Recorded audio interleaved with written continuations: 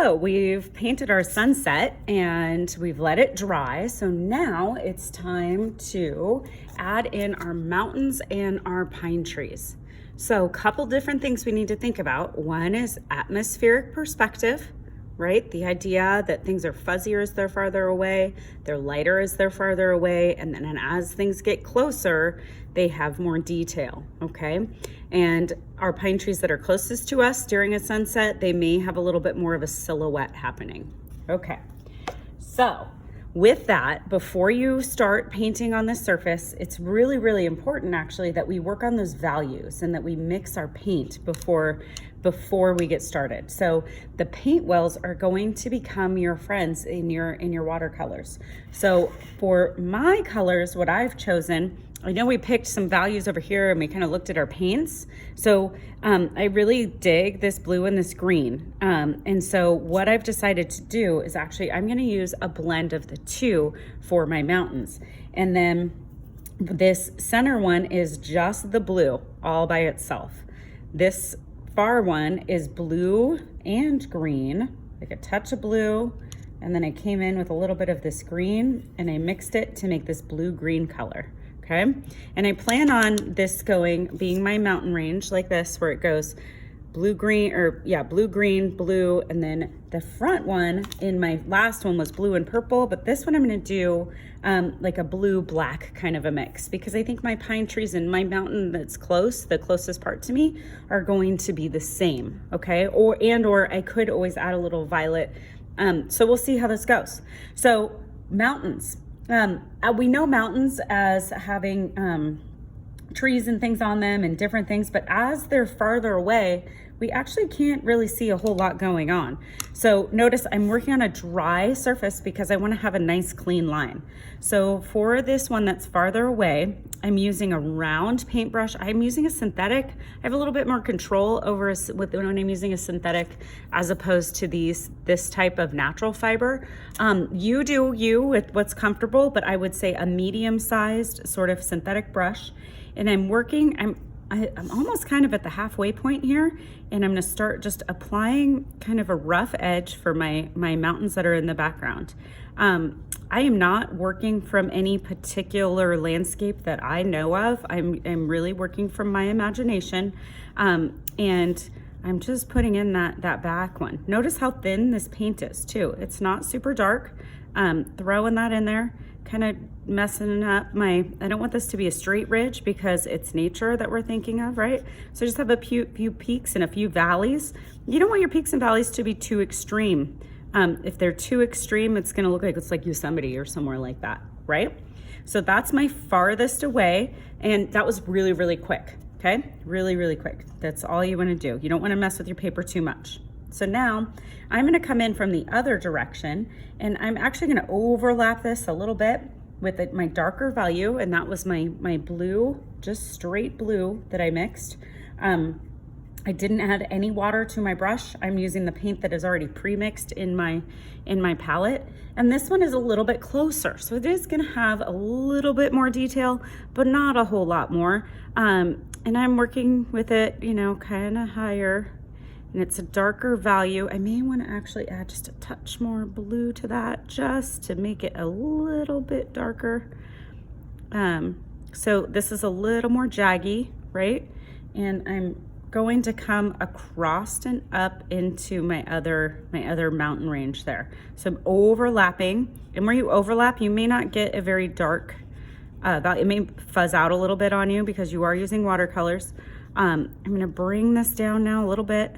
And in my last painting that I showed you, I did my mountain ranges like this real fast. And then I came in and I darkened after this dried. So it is important to make note of the colors that you're using, okay? And because your paints may dry out by the time you get to this again, okay? So I am just gonna add just a few little spikes and things to make this look just a smidge closer than this one here. So these could be treetops. I'm still looking at things from a distance. So could be treetops, could be, just something else going on, a little more detail in my mountain range there. I'm gonna fill in and do kind of a wash down here just to get my paper a little bit more wet for my next layer. And I do want to try to bring this all the way down. This brush, maybe not the best brush for holding liquid to bring it all the way down. Okay.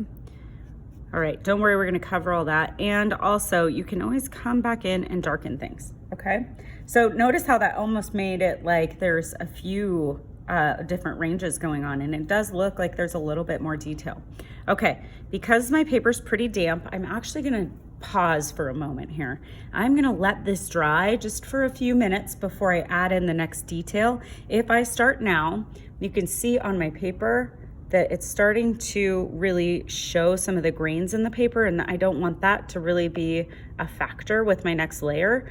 So I'm gonna take a little break from my painting and let it rest.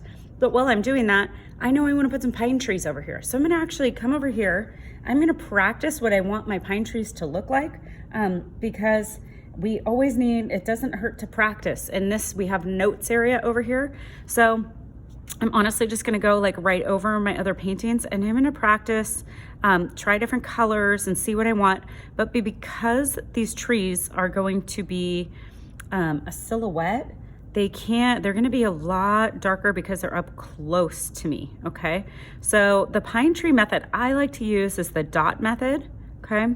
And I also like to use a multiple different color, different values kind of in there. And if like, whoop, I made that a little thick, I can just go straight up, boop, okay? Pine trees, we talked about this in the past, is pine trees, the edges are not consistent. We don't make pine trees like this. We did that when we were kids, right? So you want your edges to be kind of rough. So I'm just gonna keep practicing. I kind of pulled my green because my brain was like, pine tree, it's gotta be green. But honestly, when they're up close to you and it's a sunset, you're really just seeing really, really dark values. You actually don't see, especially in like a photo or something, right? So I might even come in and blend some purple and a little bit of this blue here together to make my darker value. Let's see what that looks like. So I'm just really experimenting and practicing my pine tree while this is drying over here.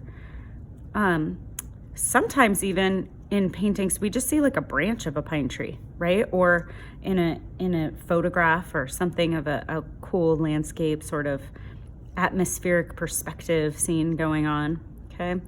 So notice my pine tree, it's a tree, sort of, right? But right here, it doesn't look like one, but when I put it into my landscape, it's going to definitely read as a pine tree, okay? Another way to paint a pine tree is to first put in the trunk of the tree. So you can take just a quick line, right? And then you can work off of that line with that. And you can just do your dots, not lines, but dots across that. Go on it and around it and across it, okay? This kind of looks like a tree that has gone through some stuff, right? Right now, it's pretty sparse. It doesn't have a whole lot going on. It kind of looks like a tree that was through a fire, honestly, because it's all black, right? But again, a silhouette is going to be a little bit different. I might even come in and add just a little bit of purples to it, just to give it a little bit more vibrancy, a little bit more life, okay? Practicing my pine trees. Letting this dry. Right now it's dry to the touch. I can still feel that it's kind of moist, but it's dry to the touch. I'm also getting kind of confident that it's probably okay. So I'm really kind of digging how that tree came out, right? I can come in and fill in and make it look a little bit more realistic. Okay, so now this feels like it's dry enough. So what I'm gonna do is I'm gonna paint my third and closest area of my painting, and I'm going to use this dark blue that I created with black and blue to make it darker. I could even add just a little bit of purple. We'll see how this looks, or violet, okay? And this this is going to be kind of just a little, it's closer, a lot more detail in this. And so I just added just a touch of black. Because it is up close, you may see blades of grass, you may see, I don't like that color. I'm going with purple. The violet really works really well. It's warm, it gives that darker tone. So violet and black is what I'm going to suggest you guys go with, okay? I'm working in this upward motion just to help me get a little more of like a grassy sort of detail here, okay? And that'll help when I go to put in my pine trees to read that it's something that's closer to me. Whoopsie, a little too black.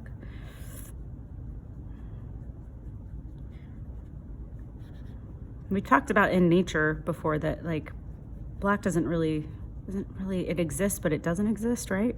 Really, it's more violets and different shades and tones of violets that we see.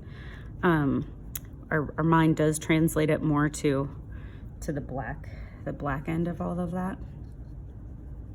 Okay. All right, so not super exciting right now, not yet, okay? This did get really washed out with water right in that area. So once this is dry, what I'm gonna do, I'm actually gonna go in and clean that up just a little bit, okay?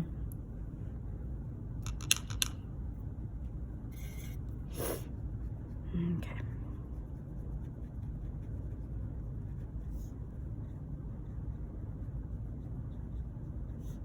Okay, and now I'm overworking this, so I'm gonna let this dry again. I may go back, practice another little pine tree, and then once this is totally dry, I'm gonna come in and I'm gonna paint some pine trees in here. Now, it's our natural reaction to wanna paint our pine trees so that they fit right in here. But really, when pine trees are up close to us or we're standing near a tree, it looks way bigger, okay? So it doesn't need to fit within this little range. In fact, breaking this really big sky area could be really beneficial to your painting. So let's look at some different ways that we can add our pine trees. You can really work with framing your piece by putting your pine trees on the edges and really keeping the center open. You can keep your pine trees kind of lower in the picture plane also. Okay, this one's a little bit lost because there's not much contrast going on there.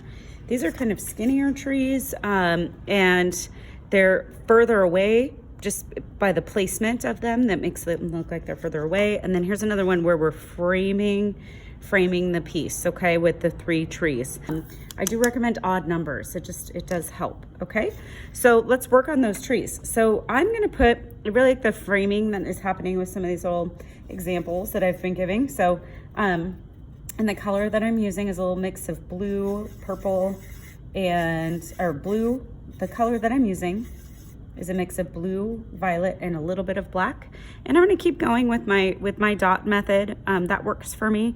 And I'm gonna come up into my sky, and that's gonna make this tree feel like it's a lot closer to us because it's bigger. Things that are bigger are closer. Things as they move to the distance, they get smaller.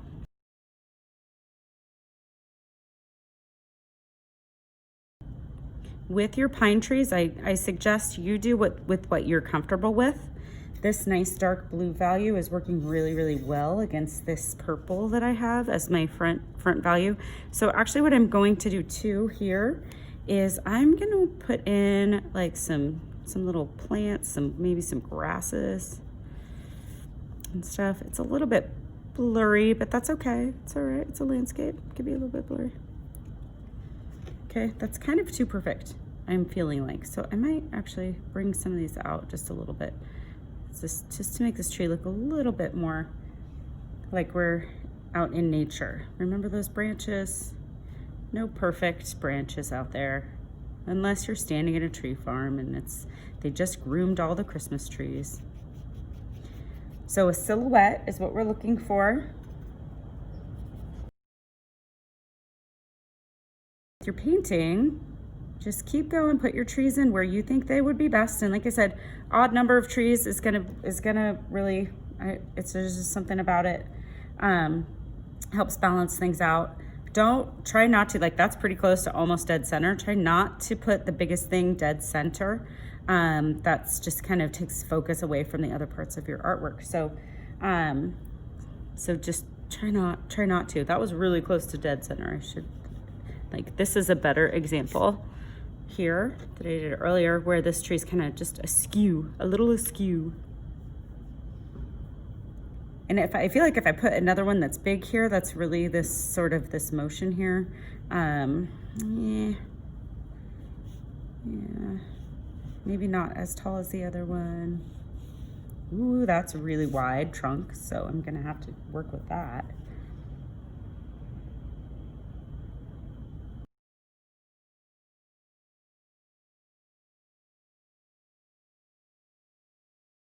So once I have my trees in, I'm gonna let this dry. And once it's dry, we're gonna peel the tape. And to peel the tape, be sure that when you go to peel your tape, everything's dry and you're peeling away from your painting just in case this wants to pull, the tape wants to pull some of the paper.